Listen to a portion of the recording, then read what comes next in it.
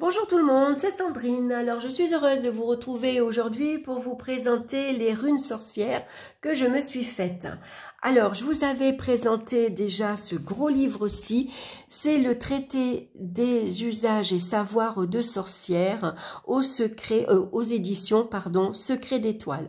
Donc à l'intérieur de ce livre, on va retrouver des rituels, des célébrations, des sortilèges, des cristaux, des plantes, de la divination, et des pratiques magiques. Donc, je vous mettrai en barre d'infos le lien pour retrouver la vidéo si ça vous intéresse. Aujourd'hui, on va parler des runes sorcières. Donc, comme les runes futarques, les runes sorcières sont à la fois positives et négatives. Cette ambivalence fait partie de leur pouvoir runique. Toutefois, leur méthode de tirage à la jetée permet une interprétation influencée par le sens face visible ou caché, selon laquelle elles sont tombées, mais sont tombées sur le support de tirage. Voilà, donc ici vous avez les bases pour débuter. Comment choisir et créer ces runes? Donc moi j'avais trouvé à Action ce bloc de papier. Vous avez à l'intérieur des feuilles blanches, des feuilles marron et des feuilles noires, hein, si vous voulez. Donc moi j'ai pris celles-ci, elles sont très épaisses. Ça fait un peu parchemin, j'ai trouvé. Donc voilà, j'ai donc choisi une page comme ceci que j'ai séparée en deux. Ça fait 10 cm et demi de chaque côté. Et après, j'ai donc tracé tous les 4 cm. J'ai tracé un trait que j'ai coupé ensuite. Donc, j'ai coupé pour que ce soit net. Avec ceci que j'ai trouvé à Action aussi, hein, ça c'est génial. Hein. Vous mettez ici vos tracés, vous regardez que votre tracé va bien dans cette ligne-ci. Vous pliez, vous prenez ça, il y a une petite lame à l'intérieur, vous appuyez et ça coupe. Je ne vais pas le faire parce que celle-ci, je vais la garder. Donc bien sûr, quand je les ai coupées, ça faisait des rectangles nets, carrés, un peu trop nets d'ailleurs, un peu trop carrés pour faire des runes de sorcières. Donc j'ai pris un ciseau et puis j'ai commencé à couper un peu n'importe comment autour pour avoir une forme un petit peu, je ne vais pas dire bizarre, mais moins nette, disons. Hein. Donc, qu'est-ce que je voulais vous dire d'autre aussi? Alors, j'avais pensé à les déchirer, faire un peu comme du papier collage, mais comme c'est épais, j'avais peur de les abîmer. Alors après, sinon, ce que vous pouvez faire aussi, ce qu'on trouve à Action, c'est que j'avais trouvé il y a déjà quelques temps un petit sachet de petits morceaux de bois comme ça. Donc, si vous savez graver ou avec un joli feutre, vous pouvez graver vos runes de sorcière dessus. Ou vos runes de futarque, hein, pourquoi pas. Hein. Moi, je les avais fait comme ça, toujours. Enfin, moi, j'avais trouvé une branche de frêne et je les avais coupées. Le voisin m'avait aidé, d'ailleurs, il avait un outil pour bloquer la branche. Et donc, avec une scie, je les avais coupées. Et puis, j'avais eu beaucoup de plaisir à le faire moi-même. C'est vrai que quand on se fait ses propres oracles, ses propres runes, on en retire beaucoup de plaisir et de satisfaction. Et puis, surtout, on y met son énergie, on y met son cœur. Hein. Donc, voilà.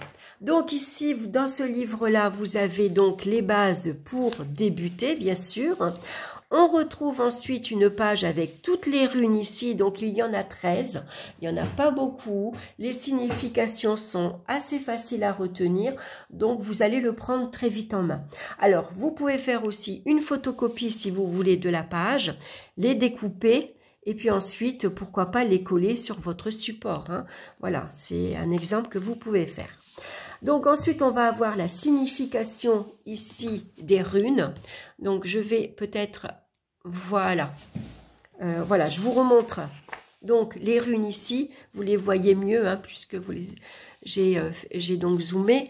Donc voici ici les runes. Et puis là, ici, vous allez avoir donc leur signification et dans un tirage. Donc moi, je vous montre les miennes que j'ai fait. Donc, bien sûr, je les ai fait d'abord au crayon gris et j'ai repassé après avec un feutre vert kaki que j'ai trouvé à Cultura. J'ai aimé parce que la pointe est très fine, donc facile après pour graver, pour recopier en tout cas. Hein. Voilà, donc j'ai pris un vert kaki parce que c'est un vert nature, on va dire. Hein. Voilà, j'avais pas envie de noir ou du gris.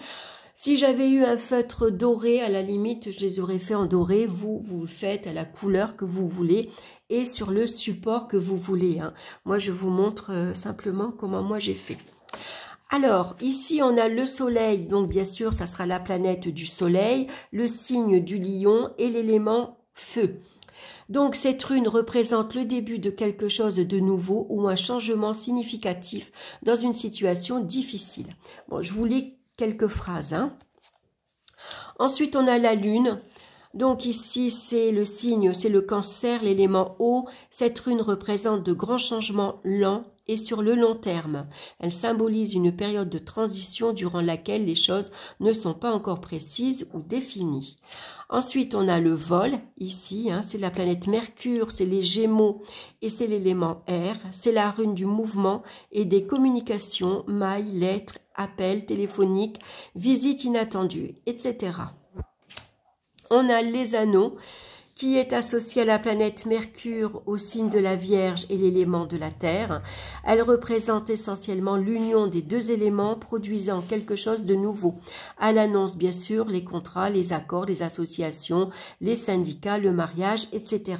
Après, vous pouvez, si vous voulez, vous apporter d'autres significations, d'autres mots-clés, hein. C'est pas figé, hein. Ensuite, on a la romance ici, hein, qui est associée à Mars, Vénus, au bélier, à la balance et l'élément feu et air. Cette rune symbolise les émotions reliant les gens et la connexion entre eux. Elle est liée à l'amour, la passion, au lien affectif, à l'alchimie sexuelle. Donc ensuite, on a l'élément de la femme, hein, donc associé à Vénus, au signe du taureau et à l'élément terre, hein. La femme, elle peut représenter donc votre mère, votre sœur, votre grand-mère, la patronne, l'amie, la maîtresse et l'ennemi. Idem pour l'homme, donc là c'est la planète Mars, le signe du bélier et l'élément feu, hein. Donc c'est pareil, ce sera votre père, votre fils, votre grand-père, un ami, un ennemi.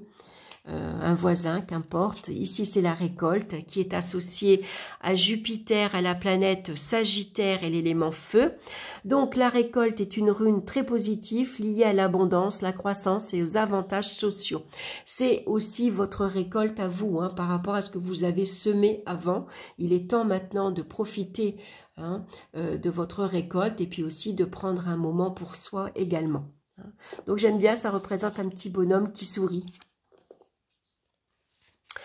Voilà pour la récolte. Ensuite, on va tourner la page. On va arriver au carrefour ici. Donc, associé à Saturne, au Capricorne, à l'élémentaire, hein.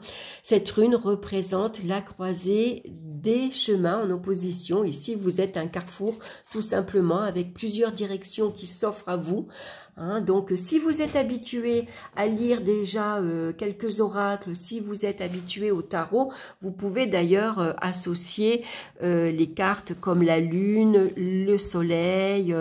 Si vous avez un oracle, par exemple, où il y a des anneaux, vous pouvez apporter également la signification, hein.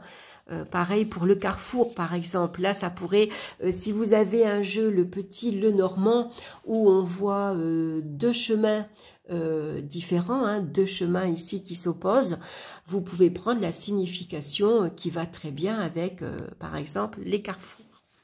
Idem pour l'étoile ici, hein. Donc l'étoile, c'est Uranus, c'est le signe du Verseau et c'est l'élément air. Cette rune est un symbole d'espoir. Quand elle est tirée, elle encourage à rencontrer nos rêves. Donc vous pouvez l'associer par exemple à la carte de l'étoile dans le tarot, par exemple, hein. Ensuite, on a les vagues. Donc Neptune, au signe des poissons et à l'élément eau, bien sûr, hein, cette rune symbolise l'intuition, l'imagination et la spiritualité. Donc les vagues également, hein, ça peut représenter des hauts et des bas, hein. Voilà, c'est assez flou aussi, hein. Donc là, on a la faux qui est associée à Pluton, au signe du Scorpion et à l'élément eau, liée aux achèvements, aux décisions définitives, aux changements et aux dangers. Cette rune symbolise la récolte et la mort. Donc la faux, bien sûr, elle représente tout ce qu'on coupe. On coupe des liens avec certaines personnes, on coupe avec le passé, on coupe avec un travail, par exemple. Ça peut représenter une séparation, une rupture. Et enfin, la dernière rune, hein, donc je vous rappelle qu'il y en a 13. Donc, c'est l'œil. Donc, il n'y a aucune planète. Hein, ça sera votre signe. Donc, moi, je suis taureau, ça sera associé au taureau. Et elle représente tous les éléments. Donc, la terre, l'eau, l'air et le feu. Donc, l'œil et la providence est un symbole ésotérique des plus puissants que l'on retrouve dans de nombreuses cultures et religions. Donc, moi, je l'ai dessiné comme ça. Mais si vous voulez, vous pouvez... dessiner un œil d'Horus par exemple, c'est fait égyptien, c'est très beau également. Donc moi je l'ai fait comme ça, mais je sais pas si je vais pas la refaire l'œil et puis la faire autrement finalement. J'y ai pensé là tout à l'heure en vous faisant la vidéo, ça m'est venu l'œil d'Horus et c'est vrai que j'aime bien le symbole de cet œil là, hein, où voilà on peut faire... on peut le faire différemment, c'est comme vous voulez. Donc bien sûr, à chaque fois, dans le livre, vous avez une petite signification assez courte, hein, assez facile à retenir, et dans un tirage. Hein, et puis ici, après un petit mot, donc la rune, elle représente pour vous, mais avec votre entourage. Voilà, donc je trouve que c'est assez sympa. Ça faisait un certain moment que je voulais le faire. Donc ensuite, d'où viennent les runes sorcières? Donc un petit mot ici sur leur origine. Et puis, vous avez ensuite un exemple de tirage. Donc, voilà, si vous les faites donc sur des petits morceaux de bois, sur des cailloux aussi, j'ai pensé, quand vous allez vous promener, si vous ramassez de jolis cailloux, vous pouvez les dessiner, les peindre, voire même, pourquoi pas. Si vous allez à la plage, pourquoi pas les faire sur un coquillage?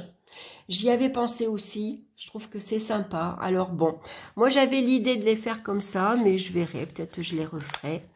Enfin, en tout cas, voilà, les runes de sorcière, on peut les faire sur différents supports. En tout cas, c'est assez simple à faire. Ça apporte beaucoup de plaisir, hein, puisque là, on développe sa créativité, on développe son intuition en même temps. Et puis, comme c'est vous qui le faites, vous allez vous relier, les imprégner, apprendre leur signification beaucoup plus facilement quand on les fait soi-même d'ailleurs, que quand on les achète toutes faites. Mais ça, après, voilà, chacun fait comme il veut. Voilà, moi, je voulais vous montrer les miennes. Donc, voilà, ça sera des petits papiers. Alors, j'avais pensé à les plastifier aussi, mais j'ai pas envie parce que j'aime bien l'aspect du papier. C'est un toucher assez épais. Puis, je pense qu'à force de les brasser, elles vont se patiner. Donc, voilà, je vais peut-être les repasser un peu. Voilà, je sais pas la lune, si je vais la foncer. Je vais voir d'abord ce que ça donne. Et voilà pour les runes de sorcière. Donc voilà, j'espère que cette petite vidéo vous aura plu. N'hésitez pas à liker, partager, abonnez-vous également si ma chaîne vous plaît. Et puis, laissez-moi vos commentaires, montrez-moi comment vous allez faire les vôtres. Dites-moi, en tout cas, si vous avez envie de les faire et dans quelle matière vous avez envie de les faire également. Ça permet comme ça de échanger quelques idées. Voilà, je vous embrasse tous bien fort et puis on se retrouve très bientôt pour une nouvelle vidéo. Bye bye!